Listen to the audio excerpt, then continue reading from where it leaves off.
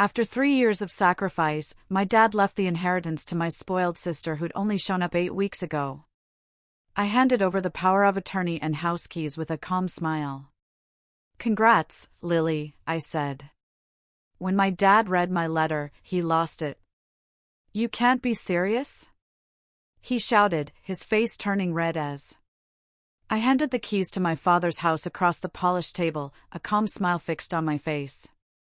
"Congratulations, Chloe," I said, knowing deep down that in that single, quiet moment, I was blowing up my entire life, and theirs. The air in Michael Lee's office was thick with the smell of old leather and tension. My father, David, his face a furious red, crumpled a letter in his shaking hand, staring at me as if I'd lost my mind. I sat there, watching him sign the final documents that would transfer everything to my sister, Chloe. 3 years of my life had built to this, and all I felt was this strange, hollow emptiness. David's hand trembled slightly as he wrote, a 72-year-old man, finally recovered from the stroke that had dragged me back to Colorado 3 years ago. Back then, I'd been thriving in Austin, building a promising career in marketing, living in an apartment I genuinely loved. The call came at 2 in the morning. My mom's voice was steady but urgent. David had collapsed, and they weren't sure he'd make it through the night. I booked the first flight out. Chloe? She was somewhere in Europe, a travel photographer living her dream. She sent a text, a quick promise to visit when she could, her schedule incredibly busy. That text was the last I heard from her for 8 long months. The stroke left David partially paralyzed on his left side. He needed constant care, physical therapy 3 times a week, and someone to manage his contracting business. He'd built it over 30 years, a successful company. Without oversight, it would have crumbled. Mom tried, but at 68, she had her own health battles. So, I stayed. What choice did I have? Family comes first, right? Mom always drilled that into us. I gave up my Austin apartment. My boss was understanding at first, even offered remote options, but marketing isn't really a distance-friendly career. After 4 months, they let me go. They were kind, offered severance, promised great references. But I was unemployed, suddenly grounded in a life I hadn't chosen. The first year was brutal. David's recovery was agonizingly slow. Some days, he'd make progress, manage a fork, walk a few steps unassisted. Other days, he'd regress, struggling with basic sentences. The doctors said brain injury recovery wasn't linear. I handled everything: medical appointments, insurance, physical therapy, even modifying the house for a wheelchair. I took over the business with Robert Davis, David's longtime foreman. 17 employees, dozens of projects. I devoured construction terminology, reading contracts until my eyes burned, making decisions about bids and materials and schedules. The learning curve was vertical, relentless. Mornings, I was at the hospital, helping David, pretending not to see his tears of frustration. Afternoons, I was in the construction office, staring at blueprints, deciphering Robert's notes about load-bearing requirements. Evenings meant wrestling with medical insurance, which seemed designed to deny every claim. Sleep? A distant memory. I'd collapse around midnight, only to wake at 5 and start again. My body protested with constant headaches, a stomach that rejected anything more complex than toast. I dropped 12 pounds, which Mom, bless her heart, called a positive side effect of stress. The business threw unexpected challenges my way. One contractor tried to overbill us by 30%, banking on my inexperience. Robert pulled me aside, walked me through the invoice line by line. I caught it. Another time, a client threatened to sue over delays caused by their own changing demands. I learned to document everything obsessively, creating paper trails that saved us thousands. Robert became my unwilling mentor. He was 63, had worked with David since the beginning. Initially, he was skeptical of me, someone who couldn't tell a joist from a beam. But I listened, asked questions without ego. Slowly, he warmed. He taught me to read a job site, spot cutting corners, negotiate with suppliers. I absorbed it all like someone drowning, desperate to learn to swim. Some days, I actually enjoyed it. Felt a flicker of pride when a project came in under budget or a client praised our work. But that flicker couldn't erase the constant exhaustion, the feeling of living three lives simultaneously: daughter, caregiver, business manager, and me, the person trying to cling to some semblance of normalcy. That last one was failing miserably. My friends from Austin stopped calling. I couldn't blame them. Every conversation became me complaining about insurance or venting about difficult clients. I wasn't fun anymore. I was a catalog of responsibilities and resentments. When Chloe sent photos from her travels, I'd stare at them on my phone during lunch breaks. Her in front of ancient temples, laughing with locals in a street market, sunset silhouettes against exotic horizons. Each image felt like a taunt, a reminder of the life I'd given up while she collected experiences like souvenirs. Mom appreciated my help, but never said it directly. She'd pat my hand, make my favorite dinner, her way of showing gratitude, I suppose. She came from a generation that didn't express feelings openly. Chloe finally visited that first Thanksgiving. She breezed in with expensive luggage, stories of photographing temples in Santorini. She stayed 4 days, mostly sleeping off jet lag, then flew back to her adventures. Before leaving, she hugged David carefully, promised to visit again soon. That visit came 14 months later, a brief 3-day stop between assignments in South America and Africa. I didn't resent her at first. Chloe had always been the free spirit, the creative one. Our parents had encouraged it, praised her artistic vision. They paid for equipment, supported her travels, proud of her unconventional path. Meanwhile, I was the responsible one. Good grades, steady career, sensible choices. Nobody praised responsibility like they celebrated creativity. Being reliable wasn't interesting enough. For dinner party bragging rights. The second year, David's condition stabilized. He walked with a cane, his speech significantly improved. The business was thriving under my management. Robert, initially wary, saw my capabilities. We even landed 2 major commercial projects, boosting revenue. Those projects were a turning point. A local developer wanted a shopping complex, our bid was competitive.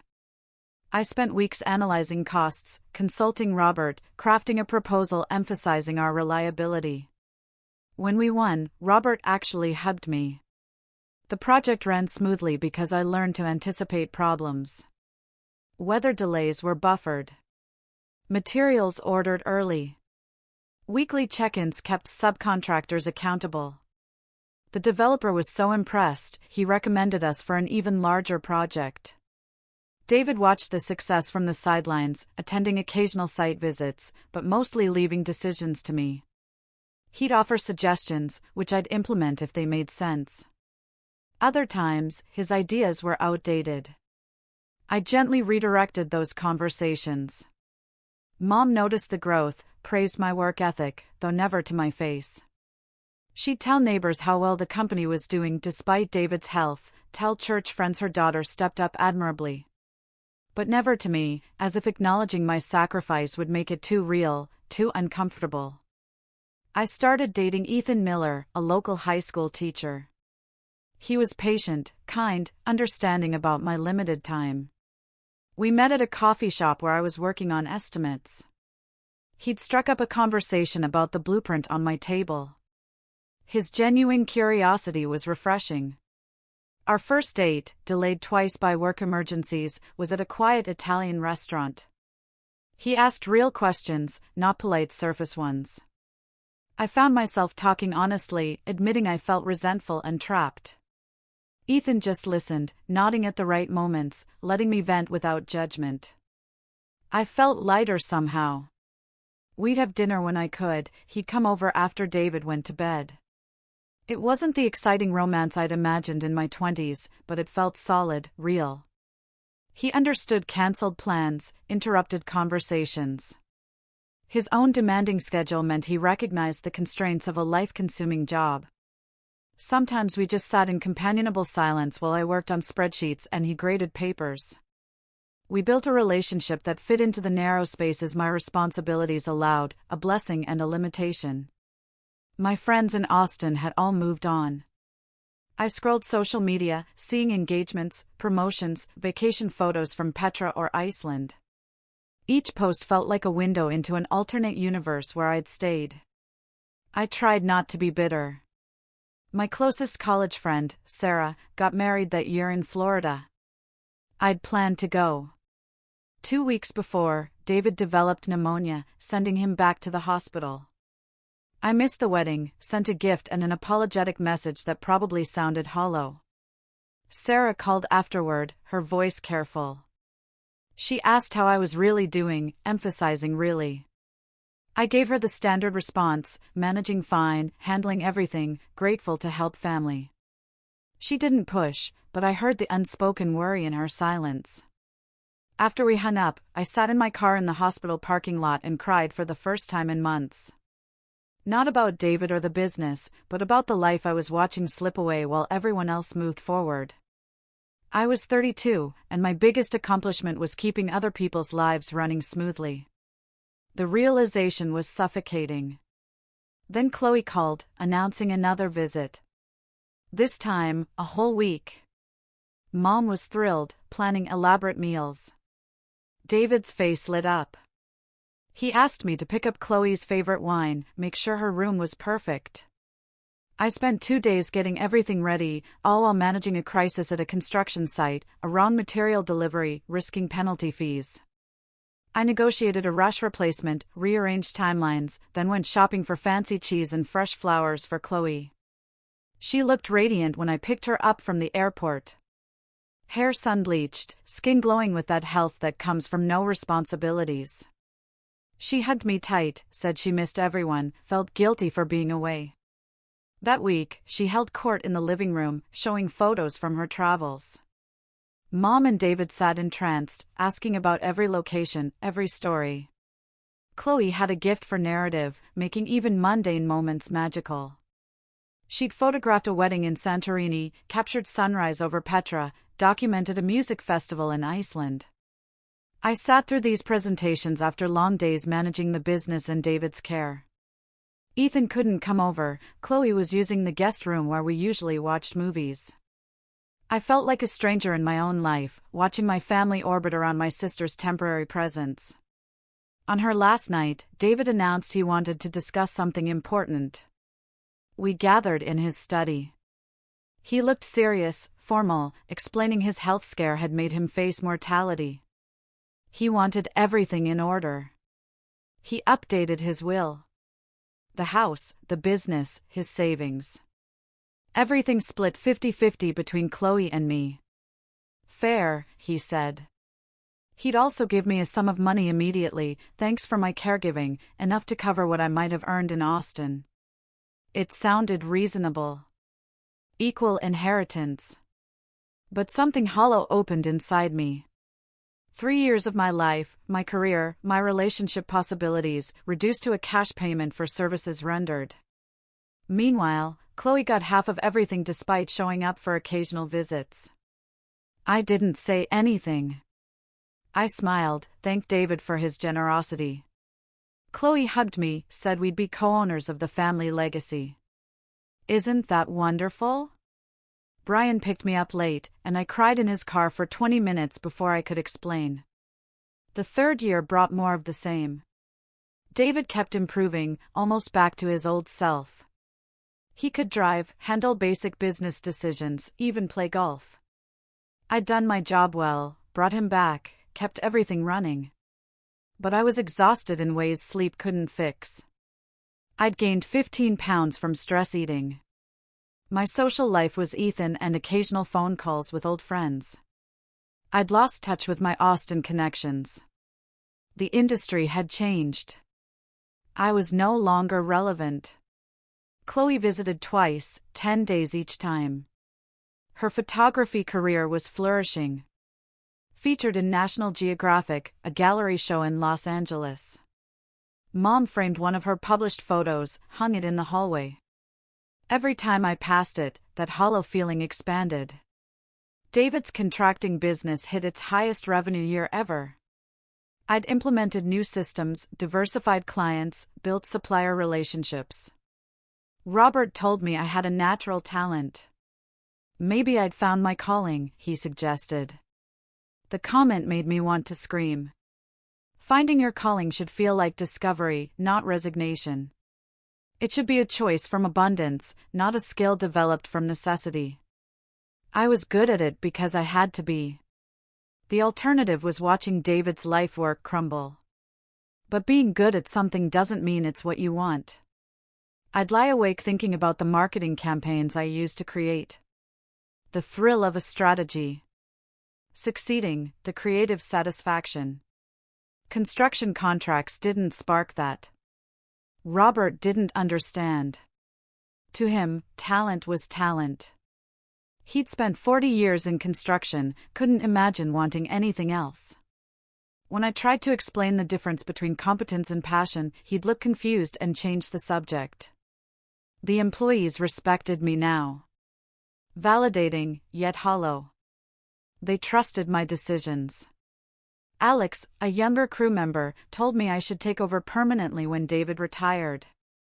He said I ran things better than David ever had, bringing organization that the old-school approach lacked. The compliment made me feel sick. Then came the morning 8 weeks ago when Chloe called to say she was coming home for an extended stay. Burned out on travel, needed to recharge, wanted to spend real time with family. Indefinitely, maybe months, maybe longer. Something fundamental shifted inside me. A phone call while reviewing a residential development proposal. Chloe's voice sounded tired in a way I'd never heard. Constant travel had lost its appeal. Photographing beautiful places for strangers felt empty. She needed to figure out what she wanted. Part of me sympathized. Part of me was furious that she got to have a struggle like this. She'd spent 3 years pursuing dreams while I put mine in storage. Now she was coming home because she'd exhausted her adventures, while I'd never had the chance to start mine. I asked how long she planned to stay. Her answer was vague, playing it by ear. The lack of commitment irritated me. I'd committed indefinitely the moment David had his stroke. Chloe was testing out home like someone trying on clothes, ready to discard it if it didn't fit. After we hung up, I stared at the proposal without seeing it. Something was crystallizing. This would never end unless I ended it. There'd always be another reason to stay, another crisis, another person needing me more than I needed myself. Chloe arrived with 6 suitcases and boxes of equipment. She took over the guest room, spreading her things throughout the house. She was pleasant, helpful, cooking dinners, chatting with David. She even came to the office once, taking photos of the crew. Her presence transformed the house. Mom laughed more, a joy my steady presence had never inspired. David seemed energized, engaging in conversations with enthusiasm he rarely showed during our daily medical and business talks. I watched Chloe photograph the crew during lunch, capturing candid moments. The guys responded to her. Alex asked if she'd photograph his wedding. She promised to think about it, charming him with her easy smile. That evening, David asked Chloe about her plans.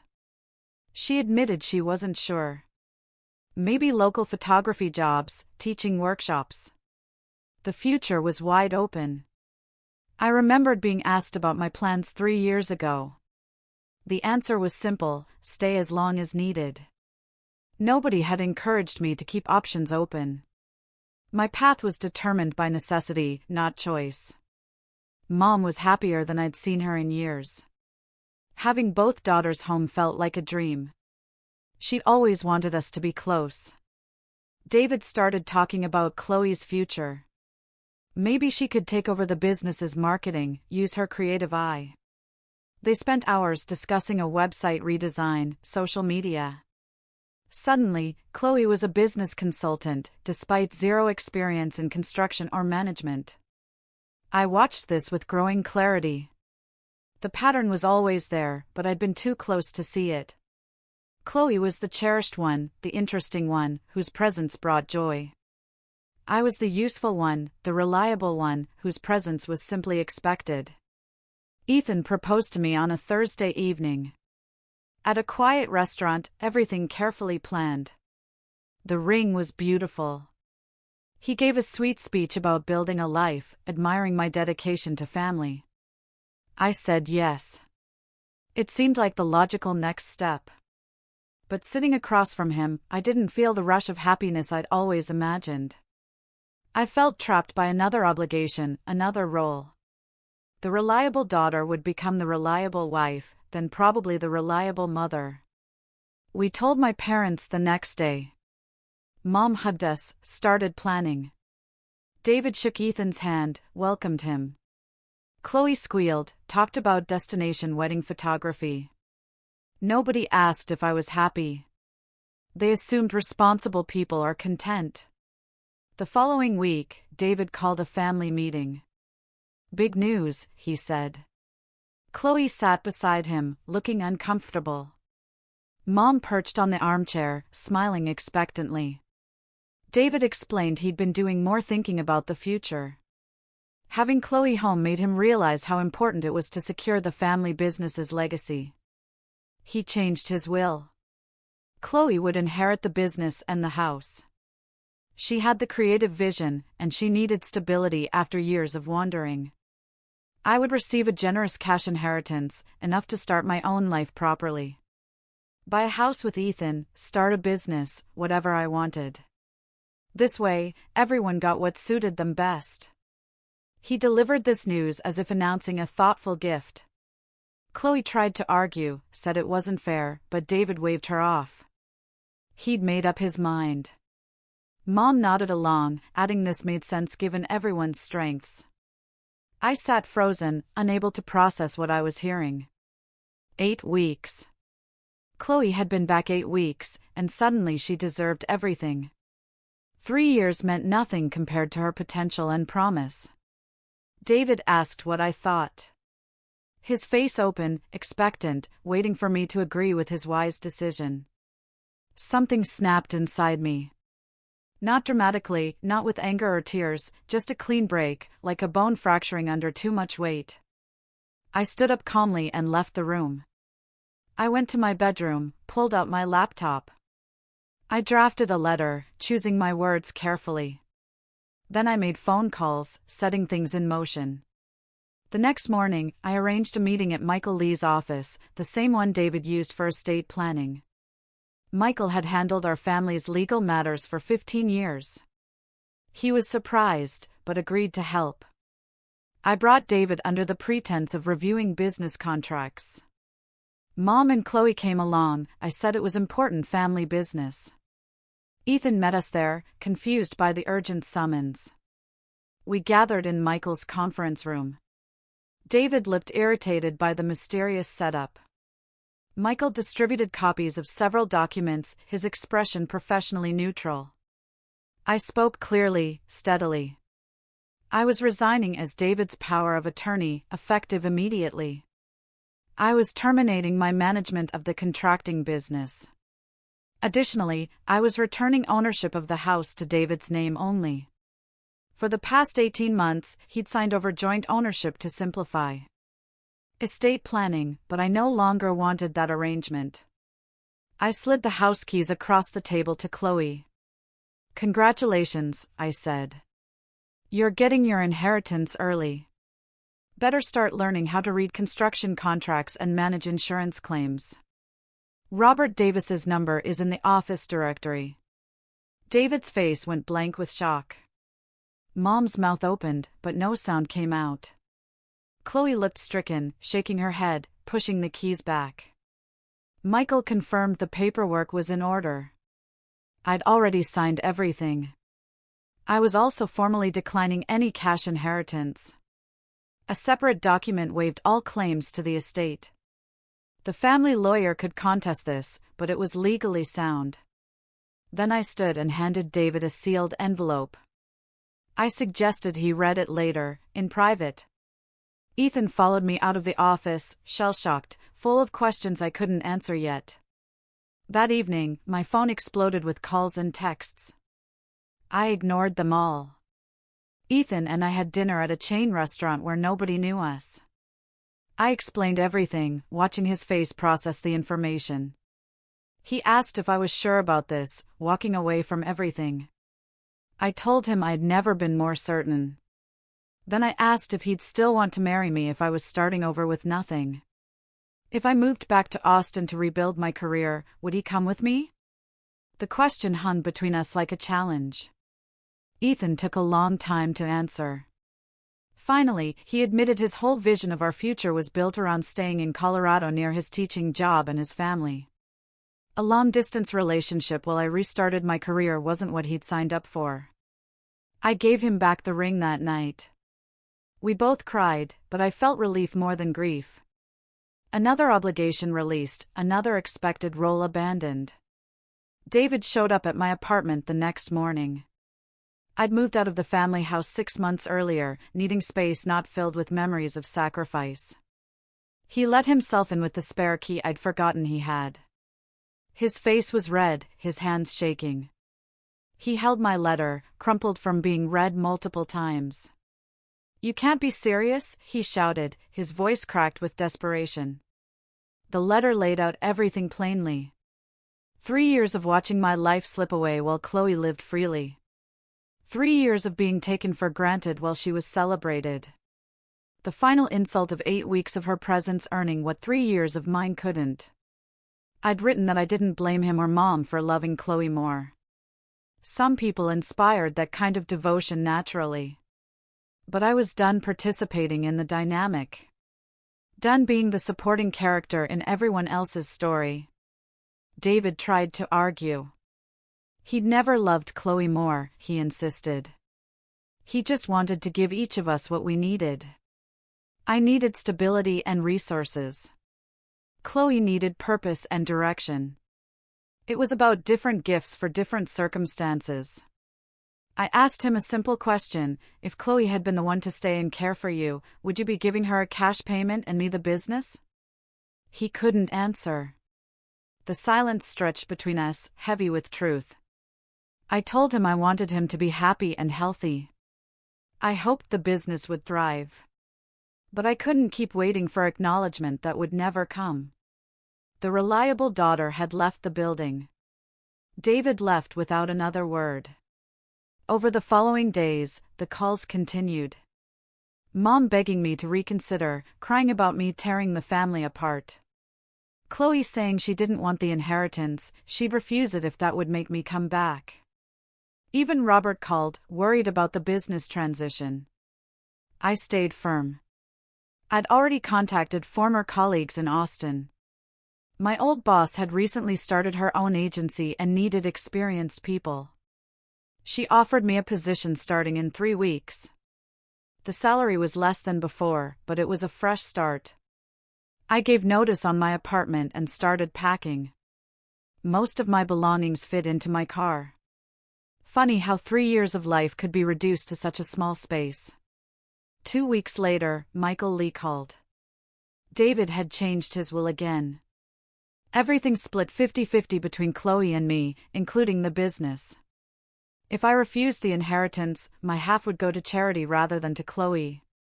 He'd also established a trust that would pay me a salary as a business consultant, whether I consulted or not.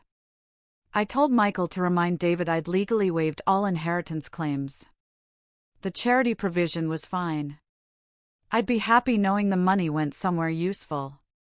Michael paused, then spoke more personally.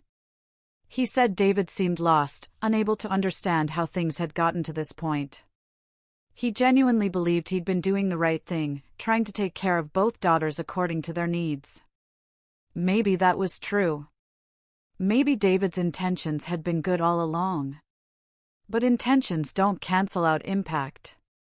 Good intentions don't rebuild lost careers or restore stolen years. The night before I left for Austin, Chloe showed up at my apartment. She looked awful, like she hadn't slept in days. She said she was refusing the inheritance entirely, moving back to Europe, couldn't stay in the house knowing what it cost. I told her she should take it. She might as well benefit from the situation since someone should. This wasn't about punishing her. She didn't create the family dynamic any more than I did. We were both just playing the roles assigned to us from childhood. Chloe broke down crying. She admitted she'd always felt like a fraud, knowing she was loved more despite deserving it less. She'd stayed away partly because being home made her feel guilty. Seeing me sacrifice everything while she pursued adventures had been unbearable. We talked for hours that night. Really talked, maybe for the first time as adults. She confessed that she'd burned out on travel photography, not from exhaustion, but from emptiness. Taking beautiful pictures for strangers while her sister gave up her life for family had made her feel hollow. I explained that I didn't hate her. I was actually grateful in a strange way. This situation had forced me to recognize patterns I'd been following blindly. The responsible daughter, the reliable one, the person who sacrificed. Without asking if anyone even wanted those sacrifices. Chloe asked what I wanted now, what kind of life I was building in Austin. I didn't have a clear answer, just something different, something chosen rather than assigned. Maybe a life where being reliable was a choice I made consciously rather than a role I performed automatically. We hugged goodbye in the parking lot. Chloe promised to visit Austin once I got settled. I said I'd like that, and surprisingly, I meant it. Mom sent one final text as I crossed the Kansas state line. She wrote that she loved me, always had, even if she hadn't shown it properly. She understood why I needed to leave, even if it broke her heart. She hoped someday I'd forgive them. I pulled over at a rest stop and called her. We both cried through most of the conversation. She apologized for taking me for granted, for assuming my strength meant I didn't need support. I apologized for leaving so abruptly, for not communicating better about how I was feeling. We didn't fix everything in that call. Years of patterns don't dissolve in one conversation, but it was a start. David never called. I heard through Chloe that he'd thrown himself into the business, working with Robert to maintain what I'd built. She said he'd framed my letter and kept it in his study, reading it sometimes like a reminder of something important he couldn't quite grasp. I started my new job 3 weeks after arriving in Austin. The work was challenging and exciting. I'd missed the creative energy of marketing campaigns and brand development. My new boss valued my input, my colleagues treated me as an equal. I found an apartment in a neighborhood full of young professionals. My neighbors invited me to dinner parties. I joined a gym, started running again. I went on dates that didn't work out but were interesting anyway.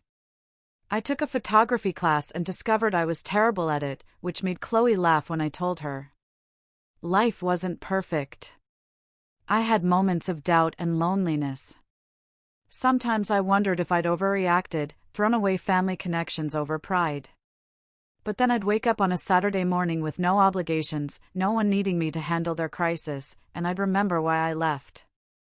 6 months after moving to Austin, I received a package from Colorado. Inside was a framed photo Chloe had taken during one of her brief visits home. It showed me at David's construction site talking with Robert while sunlight streamed through the unfinished building. I looked focused and capable, caught in a moment of genuine confidence. The note attached said, "This is how I always saw you. Strong and brilliant. I'm sorry it took me so long to say it out loud. The business is doing well. Dad asks about you constantly, but doesn't know how to reach out. Mom sends her love. I miss you. Come home for Thanksgiving." I hung the photo in my living room. I booked a flight for Thanksgiving. Going back wasn't giving in. It was choosing connection on my terms, rather than sacrificing myself on someone else's altar. The difference mattered more than I could have imagined. The day I walked into my parents' house for that Thanksgiving visit, David was waiting in the hallway. He looked older, more uncertain. He started to speak, then stopped, started again, then fell silent. Finally, he just held out his arms. I walked into the hug and felt him shake with silent tears. We didn't talk about inheritance or wills or who deserved what. We talked about my new job, his latest project, Mom's book club. We talked about everything except the thing that mattered most, which was somehow enough for now. Chloe cornered me in the kitchen while I helped with dishes. She decided to stay in Colorado permanently, working as a consultant for the family business's marketing and brand development. She was actually good at it, bringing fresh perspective while respecting what I'd built. She asked if it bothered me that she'd taken that role. The honest answer was complicated. Part of me felt vindicated that my work had value. Part of me felt irritated that she got to benefit from my foundation.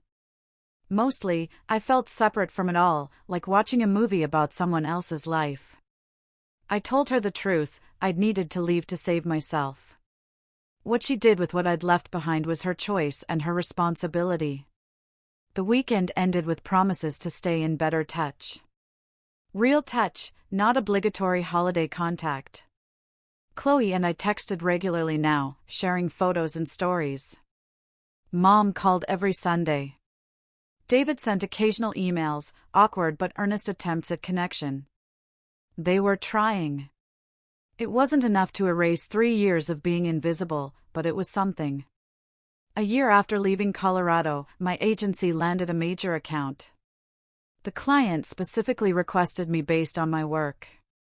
The salary increase was substantial. I moved to a bigger apartment, bought furniture that wasn't secondhand. I took a vacation to Vancouver just because I wanted to see something new. I was building a life I'd chosen rather than defaulted into. Some days it felt triumphant. Other days it felt lonely. Most days it just felt like living, which was exactly what I needed. The family inheritance situation eventually resolved itself in unexpected ways. David created a trust that funded a scholarship program for children of construction workers. The business became a partnership between him and Chloe, with Robert as a major stakeholder. The house was signed over to Mom entirely, giving her security and control. Nobody got exactly what they expected. Maybe that was the point all along. I don't know if my story has a moral. I don't know if walking away was brave or selfish or necessary or destructive. Maybe it was all of those things simultaneously. What I know is this: 3 years of sacrifice taught me that martyrdom doesn't equal love. Being needed isn't the same as being valued. And sometimes the only way to save yourself is to let go of everything you thought you were supposed to be. The reliable daughter learned to be unreliable. The responsible one learned to walk away. The good daughter learned that goodness without boundaries is just another word for disappearing. I still talk to my family. I still love them, complicated and messy as that love is. But I love myself more now, which feels like the real inheritance worth claiming. When people ask why I left everything behind, I tell them the simple version. I needed a fresh start. They nod understandingly, imagining whatever drama they want to imagine. The truth is longer and stranger and sadder than that. The truth is that sometimes you have to burn your life down to remember you're allowed to build something new. Sometimes you have to walk away from people who love you to learn how to love yourself. 3 years of sacrifice, 8 weeks of presence, 1 moment of clarity, 1 decision that changed everything. I handed in those keys and walked out of that lawyer's office knowing I was burning bridges. What I didn't know is that I was also lighting a path forward, 1 step at a time, into a life where being reliable was a gift I chose to give rather than a debt I was expected to pay. That makes all the difference. What do you think was the hardest part for me to let go of?